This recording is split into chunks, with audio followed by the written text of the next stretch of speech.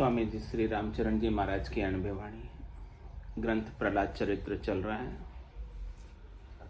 महाराज प्रहलाद चरित्र के माध्यम से हमें स्वरूप का बोध करा रहे हैं, सत्य का बोध करा रहे हैं, अविनाशी का बोध करा रहे हैं और इस अविनाशी की सारी बात को हमें समझा रहे हैं कि किस प्रकार से हम अविनाशी को समझ सकते हैं। 5 वर्ष के बालक प्रहलाद जी को जब ये बात समझ में आ सकती है तो हमें क्यों नहीं। जब गर्भ में किसी शिशु को ये बात समझ में आ सकती है तो हमें क्यों नहीं। तो प्रहलाद जी ने सब बालकों को भी अपनी बात जो उनके समझ में आ रखी थी स्वरूप की समझाई।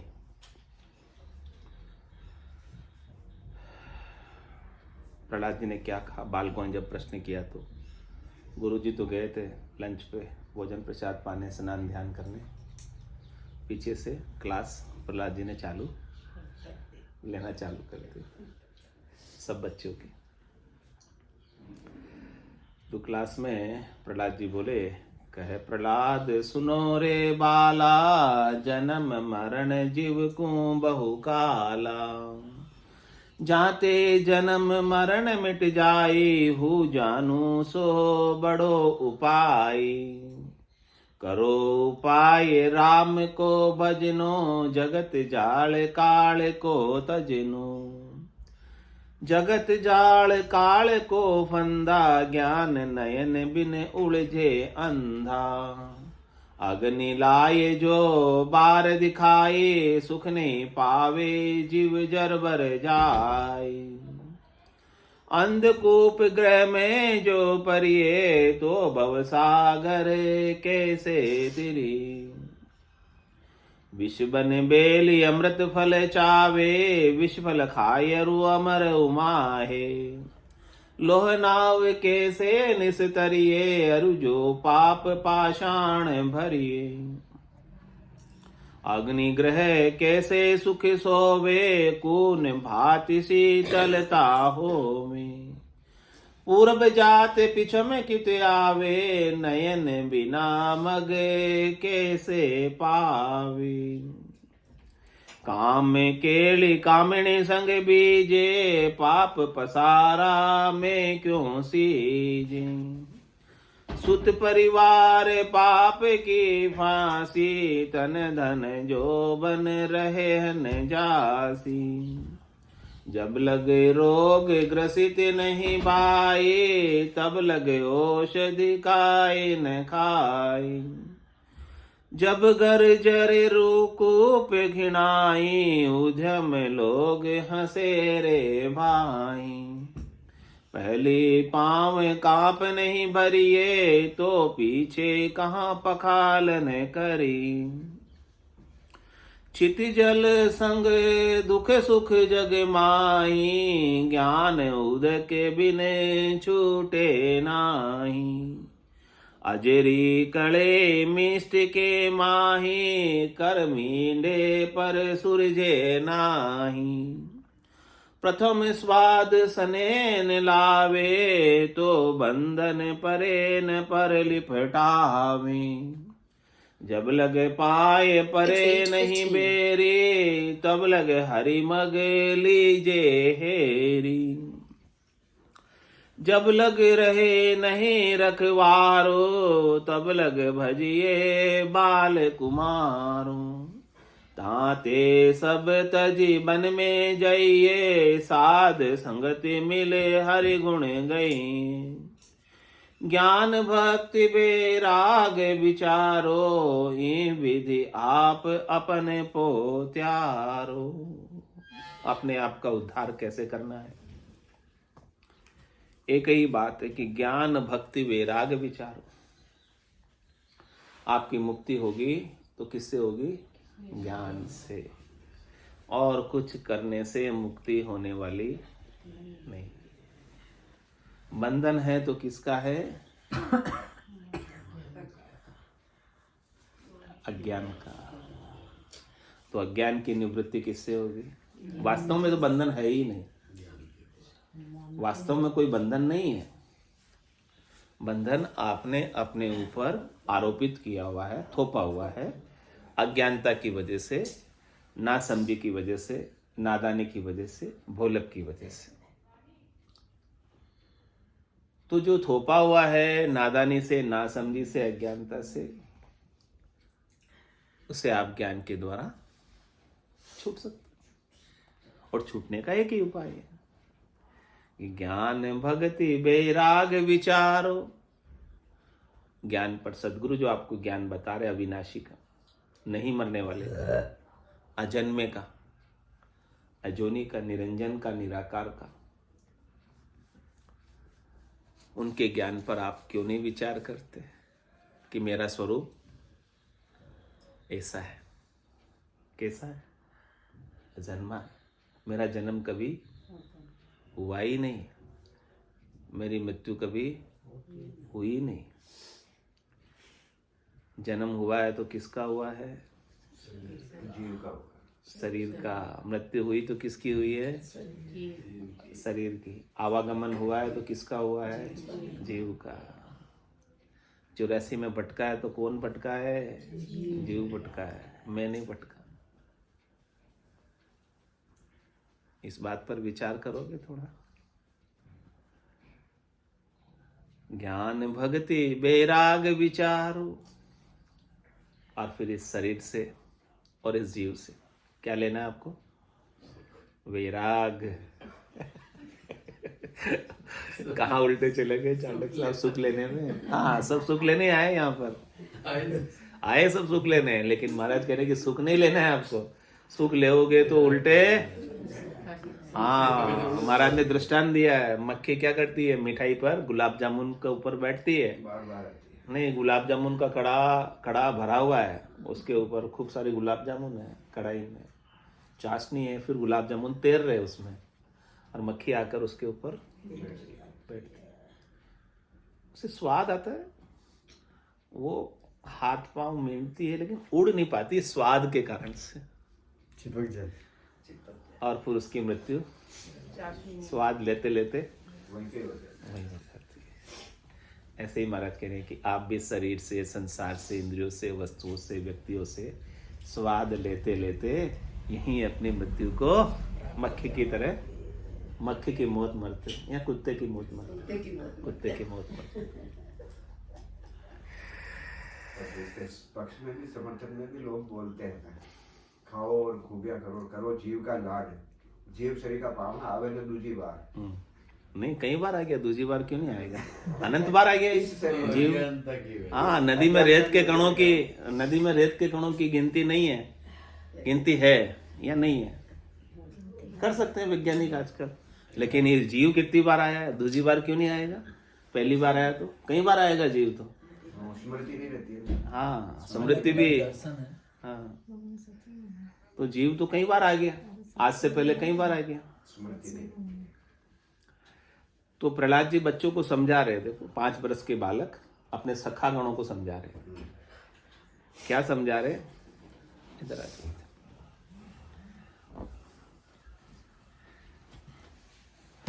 बैठ सकते हैं, ये तो चेयर है उधर खाली।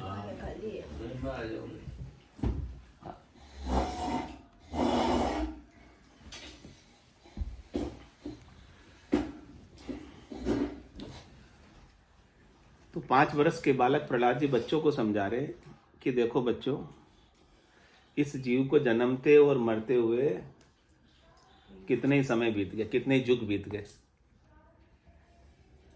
आप पहली बार नहीं मर रहे हो। कोई मर जाता तो पूछते पहली बार मरे क्या? पूछते कैसे? पहली बार मरे क्या? नहीं। क्यों शर्मा जी, आप तो पहली बार ही मरोगे ना? हाँ, नहीं, कितनी बार मर गए इससे पहले?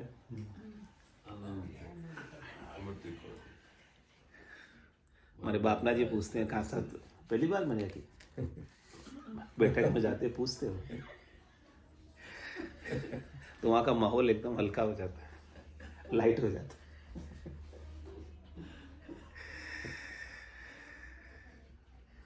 तो कोई पहली बार नहीं मर रहा है। कितनी बार मर चुका है और कितनी बार जन्म पा चुका है। तो इसको जीव को जन्मते मरते बहुत समय हो गया, अनंत जन्म को बिछड़ी और जीव है को यार पीवसु मेरा करे। तो प्रहलाद जी ने क्या कहा कि मेरे पास कौन सा उपाय है, जाते जन्म मरण मिट जाए, जिससे जन्म मरण आपके लिए मिथ्या हो जाए, जिससे जन्म मरण आपके लिए भ्रम सिद्ध हो जाए। अभी तो आपका जन्मने का अनुभव है और मरने का भी अनुभव है, इसीलिए आपके लिए सत्य है, क्योंकि आपको आंखों से दिख रहा है। तो आंखों से जो कुछ भी दिखता है वो सब सत्य होता है। आंखा देखी सांची तो कहते हैं नहीं, कैसे शाश्वत नहीं। काना सुने तो झूठी कहते, लेकिन आंखा देखी तो सांची बोलते हैं। है नहीं, है नहीं, माया है। माया है। आंखों से क्या दिखती है? माया ही दिखती है। तो मैं इस भ्रम को मिटा रहा हूं माया के। माया ही जन्मती और माया ही मरती है। आत्मा कभी जन्मती नहीं है, आत्मा कभी आत्मा कहीं जाती नहीं है, आत्मा कहीं आती नहीं है। आत्मा के टुकड़े भी नहीं होते, आत्मा में विभाजन भी नहीं होता, बंटवारा भी नहीं होता आत्मा में। बंटवारा किसका होता है? माया का होता है।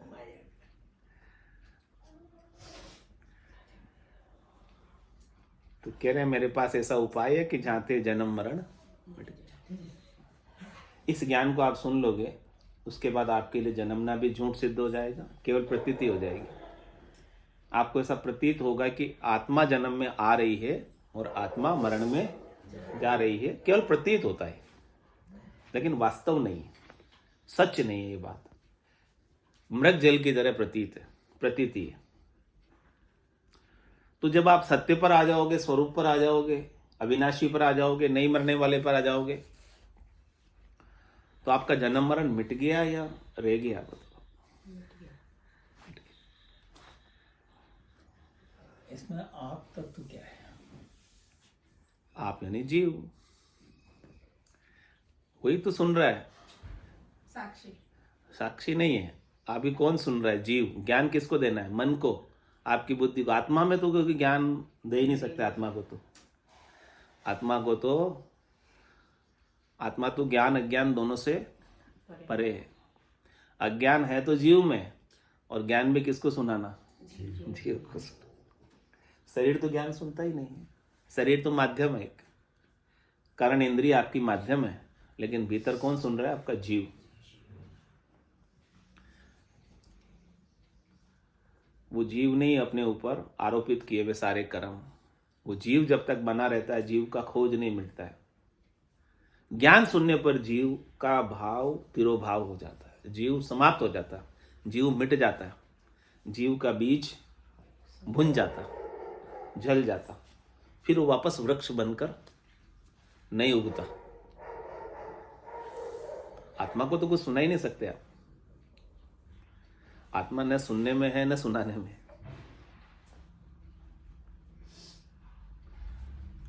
सब सुनना सुनाना कहाँ है? जीव में, मन में, बुद्धि में, चित्त में, हम में, 5 प्राणों में। ये जीव सूक्ष्म शरीर है। जीव तो जीव और मन एक ही है। हाँ, जीव का ही हिस्सा है मन। जीव के क्या क्या हिस्से हैं? एक तो मन है, एक बुद्धि है, एक चित्त है और एक अहम है, और 5 प्राण है। पान, अपान, उदान, व्यान, समान। ये 5 प्राण और ये 4 अंतर इंद्रियां मिलके जीव बनी है। सूक्ष्म शरीर कहलाता है, 9 तत्व लिंग शरीर कहलाता है।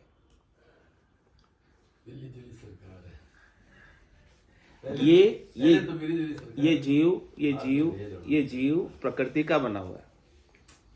प्रकृति भी 2 प्रकार की है, एक अपरा प्रकृति और दूसरी परा प्रकृति।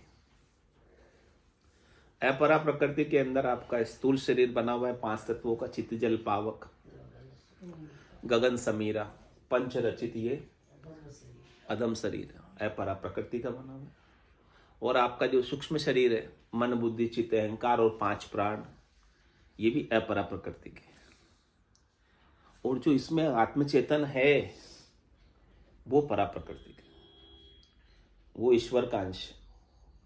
बाकी ये सब प्रकृति के। अब इस प्रकृति, दोनों प्रकृतियों में चिंचड़ ग्रंथि हो गई, मेलजोल हो गया, पार्टनरशिप हो गई। किसके लिए की पार्टनरशिप? सुख लेने के लिए। और इसके संग आकर वो सुखी और दुखी, और सुख अकेला तो नहीं मिलता। सब चाहते तो सुख है, कौन चाहता दुख आ जाए? पर नहीं चाहते हुए भी, क्योंकि वो जोड़े से साथ में इस ग्रंथि में पड़ गए।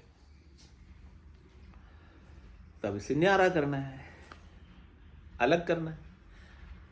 अलग है, वो अलग ही है। कभी वो इस शरीर में रहते हुए भी, इस सूक्ष्म शरीर में रहते हुए भी, कभी वो आत्मा लिपायमान विकारी नहीं होती है। आत्मा के ऊपर कोई विकार चढ़ता ही नहीं है। विकार सारे कहाँ हैं? आपके जीव में, आपके मन में, आपकी बुद्धि में, आपके चित्त में। और संस्कार जो अनंत जन्मों के, वो कहाँ स्टोर है? आपकी बुद्धि में, आपके मन में, आपके चित्त में स्टोर है। संस्कार जो अनेक जन्मों के हैं। जो आपके अनुभव कहाँ स्टोर होते हैं? जो आपके एक्सपीरियंस कहाँ स्टोर होते हैं? हाँ, आपकी सूक्ष्म शरीर में स्टोर होते हैं सब।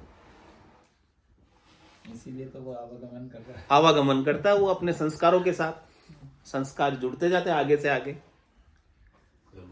हाँ, कोई कौन सी योनि से आता है, कोई कौन सी योनि से आता है। सबके संस्कार, सबके स्वभाव अलग अलग होते हैं ना। उसका कारण क्या है? कि वो स्टोर ऐसा उसने किया अपने अंदर, अपने मन में, अपनी बुद्धि में, अपने चित्त में, अपने हम में। ये सब चीजें उसने स्टोर की। जैसा उसको वातावरण मिला, उस वातावरण के अनुसार वो सब चीजें उसके साथ जुड़ती गई।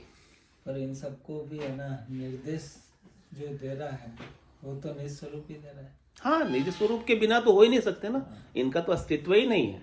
ये सूक्ष्म शरीर और स्थूल शरीर तो लहर है। और लहर पानी में किसके कारण से होती है? हवा के कारण से। तो जब तक आपके अंदर श्वासें हैं ना, हवा है ना, तब तक आपका ये प्राण और सूक्ष्म शरीर और स्थूल शरीर चलता है। जिस दिन श्वासें, हवा नहीं चलेगी ना, उस दिन ये लहर शांत हो जाएगी। क्या बन जाएगी? पानी बन जाएगी। हवा के बिना, श्वासों के बिना जल हो जाएगी, केवल लहर नहीं रहेगी। तो ये निकसे तो जल से ही है लहर। ये सूक्ष्म शरीर भी निकसा तो सत से ही है, लेकिन निकस गया इसलिए वापस बैठ जाता है। निकसा कितनी देर के लिए निकसा? थोड़ी देर के लिए निकसा, इसलिए असत। निकसा सत में से, लेकिन है असत क्योंकि रहता नहीं। लेकिन सत हमेशा रहता है, जल हमेशा रहता है। लहर, कभी हवा आती है तो लहर उपज जाती है, और हवा ठहर जाती है तो लहर शांत हो जाती है। ऐसे ही आपका सूक्ष्म शरीर और स्थूल शरीर लहर बन गया श्वासों के कारण।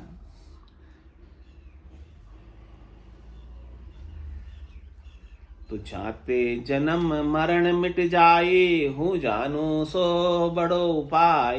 मेरे पास इतना बड़ा उपाय है कि जिससे जन्म मरण मिट जाएगा। यानी जन्म मरण मिटने का मतलब क्या? जन्मोगे नहीं, मरोगे नहीं। अभी आपको ज्ञान हो गया, इसके बाद आप मरोगे तो नहीं ना। शरीर तो मरेगा।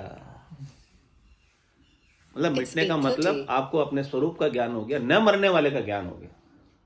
बाकी शरीर तो मरेगा। शरीर तो हिरण्यकश्यप का रह गया ना, उसने वरदान पाया तो उसी की बात चल रही है ना, उसी की कथा चल रही है। हिरण्यकश्यप ने नहीं मरने का वरदान पाया ना। दिन में मरूं नहीं, रात में मरूं नहीं, घर में मरूं नहीं, बाहर मरूं नहीं, अस्त्र से मरूं नहीं, शस्त्र से मरूं नहीं, 12 महीने में किसी महीने में मरूं नहीं। फिर भी मरा कि नहीं मरा? उसका शरीर रह गया क्या? शरीर तो छोड़ते ही जाना पड़ेगा। फिर तो हूँ जानू सो बड़ो उपाय। क्या उपाय? करो उपाय राम को भजनो, जगत जाल काल को तजनो। करिए उपाय कर लो आप, राम के भजन का उपाय कर लो। राम का भजन करना आसान नहीं है। क्या ताकत है जीव की जो राम नाम ले, पाप देवे थाप की मुंडो फेर दे। यूं तो शब्द बहुत आसान है, राम बोलना तो बहुत आसान है। अल्प प्राण है, इसमें प्राण शक्ति भी बहुत कम व्यय होती है, खर्च होती है, बहुत कम खर्च होती है, सबसे कम। इतना सरल शब्द, लेकिन फिर भी राम कहना आसान नहीं है, जीव ले नहीं पाता जब तक कृपा न हो। जब तक कृपा न हो सदगुरु के ज्ञान की। तो कह रहे करो उपाय राम को भजनो, ये उपाय है मेरे पास। आप राम का भजन करो। राम का भजन करने से आपको क्या होगा, अपने स्वरूप की याद आ जाएगी, निज स्वरूप की याद आ जाएगी, सत्य स्वरूप की याद आ जाएगी, रहने वाले की याद आ जाएगी, नहीं मरने वाले की याद आ जाएगी।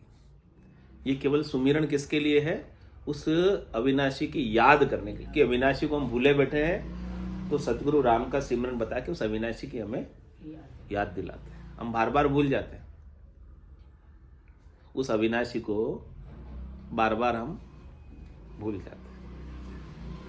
तो उसको याद दिलाने के लिए राम का सुमरण बताया। तो वो उपाय कर लो, आपको जो उपाय बताया सदगुरु, वो उपाय कर लोगे तो आपको अविनाशी की याद हमेशा बनी रहेगी। तो करो उपाय राम को भजनो, जगत जाल काल को तजनो। तो आपका जगत का जाल और काल स्वतः ही छूट जाएगा, क्योंकि वो अविनाशी जो है ना, वो काल के जाल में है ही नहीं, वो काल का ग्रास नहीं है। काल का ग्रास कौन है, आपकी श्वासें, आपका शरीर। जितनी भी श्वासें हैं ना, वो किसके मुख में जाती है, काल चिड़िया सब फल खाया, खाली खेत रह जाएगा, पछताएगा पछताएगा गया समय। तो ये जगत के जाल से छूटना है, काल के जाल से छूटना है, तो अविनाशी का सुमरण, सत्स्वरूप का सुमरण, आनंद स्वरूप का सुमरण, निज स्वरूप का सुमरण, यथार्थ स्वरूप का सुमरण, वास्तविक स्वरूप का सुमरण ही काम आएगा। सतराम का सुमरण ही काम आएगा, रहने वाले का सुमरण ही काम आएगा।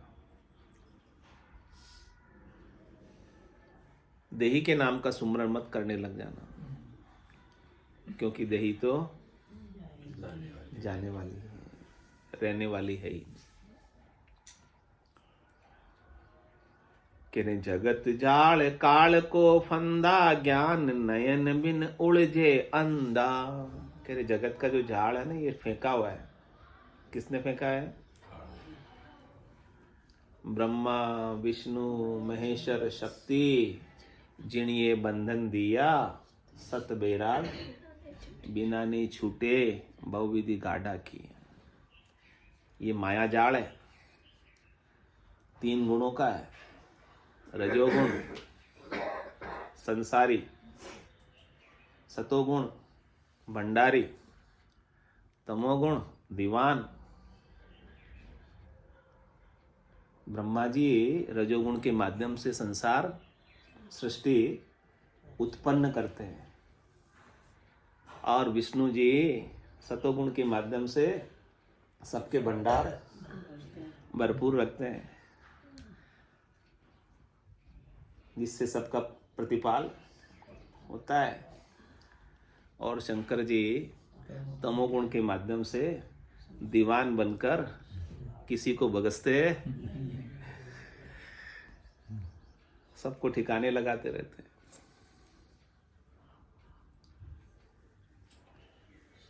तो ये सारे जीव उपजने के, प्रतिपाल और खपने के बंधन में बंधे हुए। कौन बंधे हुए हैं, जीव बंधे हुए। गुण गुणों में बरत रहे, माया माया में बरत रही, लेकिन आप तो गुणातीत हो ना, आप गुणों में नहीं हो, आपका स्वरूप गुणों में नहीं है। जो सत्य स्वरूप है, वो सत्य स्वरूप रजोगुण तमोगुण सतोगुण से अलग है, न्यारा है, अलेप है। उसमें रहते हुए भी अलेप, रहते हुए भी वो गुणों से प्रभावित, सुखी या दुखी आपका स्वरूप नहीं होता। तो आपको अपने स्वरूप का ज्ञान हुआ तो जगत जाल काल को तजेनो, जगत का जाल छूटा कि नहीं छूटा? काल से बारे हो गए कि नहीं हो गए? काल के फंदे से बाहर निकल गए कि नहीं निकल गए? अभी तक तो नहीं। स्वरूप का बोध होते ही निकल जाते हैं, स्वरूप की याद आते ही निकल जाते हैं। एक क्षण भी स्वरूप की याद आ जाए तो उस क्षण के लिए आप निकल जाते हो, और एक क्षण भी स्वरूप की याद आ गई तो निहाल हो जाते हैं। नहीं तो हम अपने आप को मरने वाला ही मानते हैं।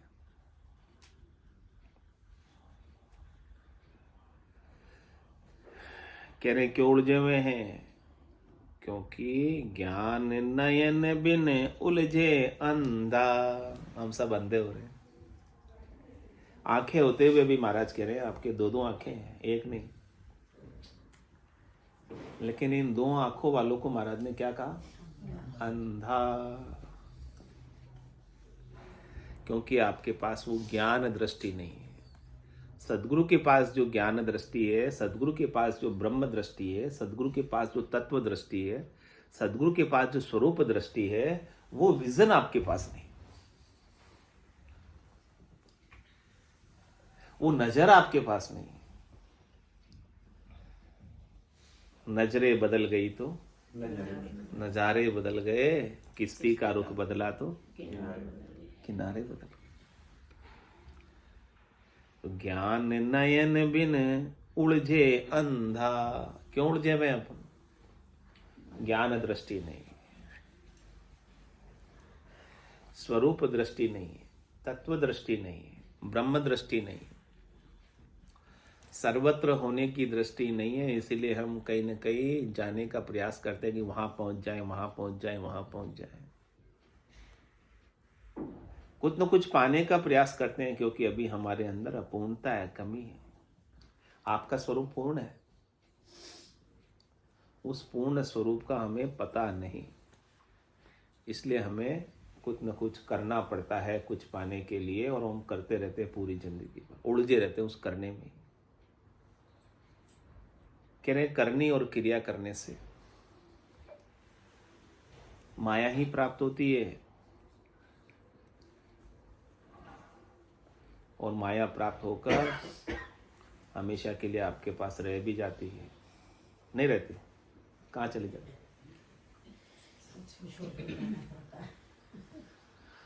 या तो माया आपको छोड़ के चली जाती है, या ये जीव माया को छोड़ के चला जाता है। दो में से एक काम होता ना। या कोई हमेशा माया का सुख भोग लेता है।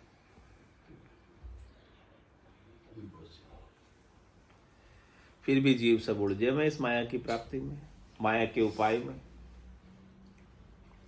क्योंकि ज्ञान के नयन नहीं, स्वरूप का बोध नहीं, अविनाशी का बोध नहीं, रहने वाले का बोध नहीं। आगे हमारा दृष्टांत देकर समझा रहे।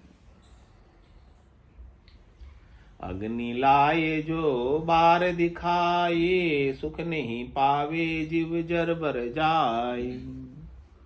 कह रहे कि बाहर आपको आग दिख रही है, लाई लग रही है, तो इस लाई का क्या परिणाम होगा? पड़ोस में बाहर लाई लग रही है, तो वो लाई आपके घर नहीं आएगी।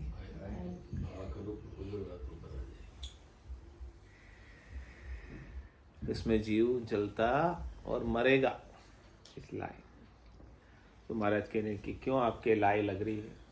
शब्द की, रूप की, रस की, गंध की, स्पर्श की, काम, क्रोध, लोभ, मोह, अहंकार की लाई लगी हुई है, सबको सता रहे हैं। तीनों ताप, आदि व्याधि उपाधि, तीन ताप में सब जुग बंदिया, कोई नहीं छूटन हारा। क्या तीनों तापों के संग, क्या शब्द रूप रस गंध स्पर्श के संग, क्या काम क्रोध लोभ मोह अहंकार के संग, इसकी लाई में आप नहीं जलोगे? क्या आप सुखी रह सकते हो?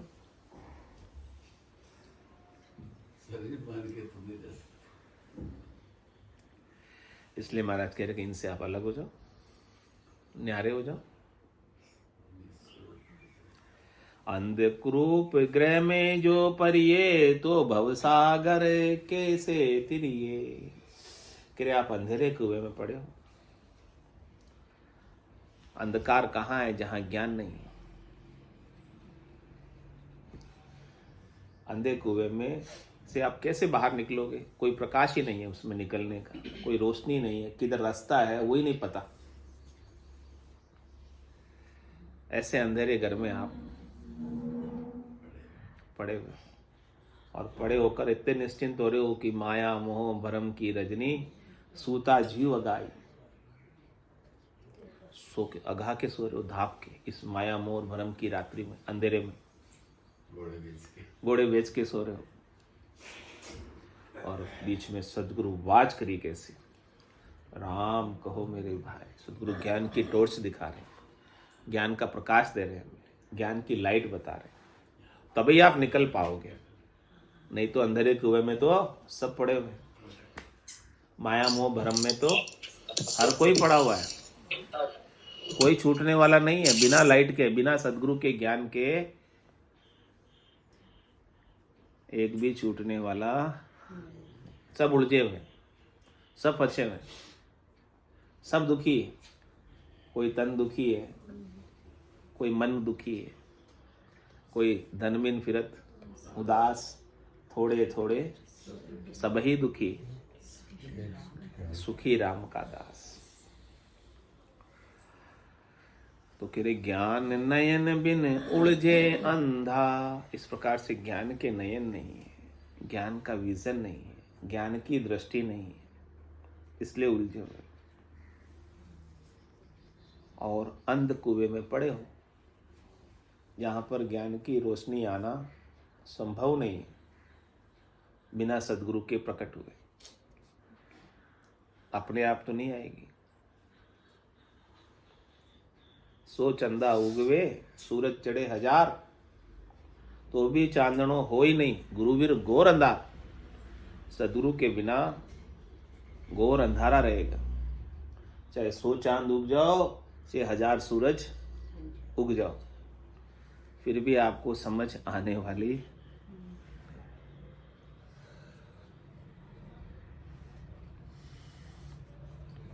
तो अंधकूप गृह में जो परिये, तो भवसागर कैसे तिरिये। कैसे तिरोगे भवसागर? और कह रहे महाराज दृष्टांत देकर समझा रहे। विष बन बेली अमृत फल छावे, विष फल खायरु अमर उमावे। बेलड़ी तो आपने किसकी लगाई है? विष की। और फल चाहते हो कि हमें उस जहर की बेलड़ी से अमर होने का फल मिल जाए। कैसे मिलेगा भाई? जैसा बीज है वैसी तो चीज होगी।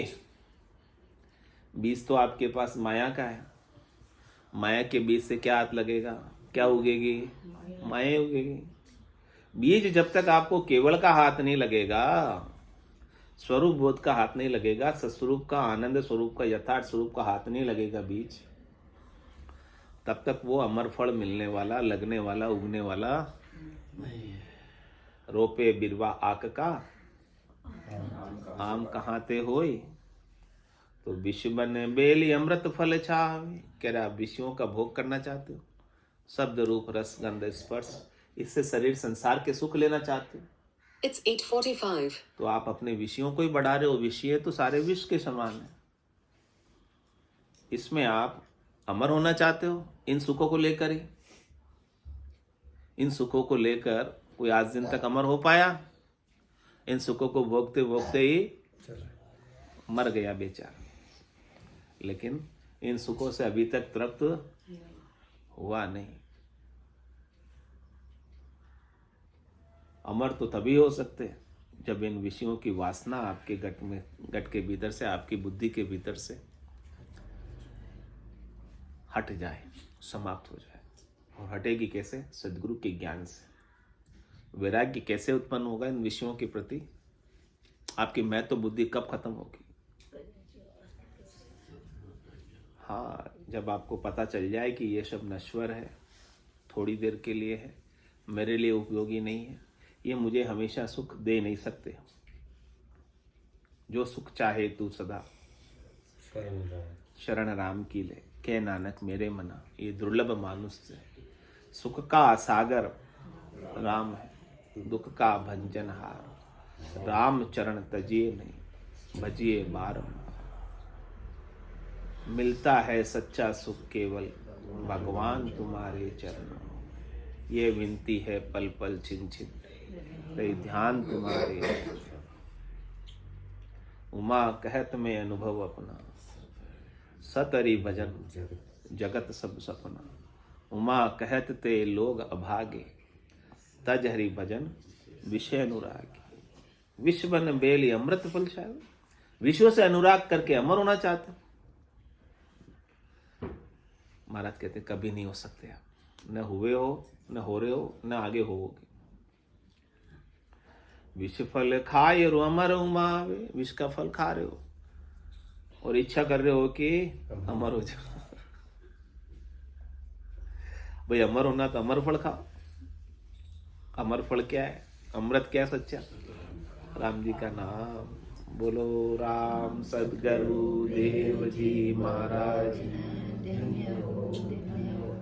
परम दयाल सतगुरु सुखराम जी महाराज ने धन्य हो, धन्य हो।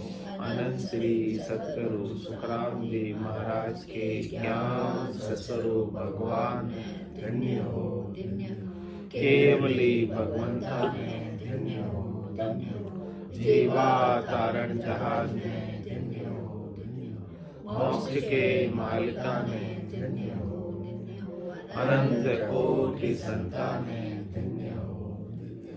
राम सभा में राम राम सा राम राम सा राम राम राम राम राम राम।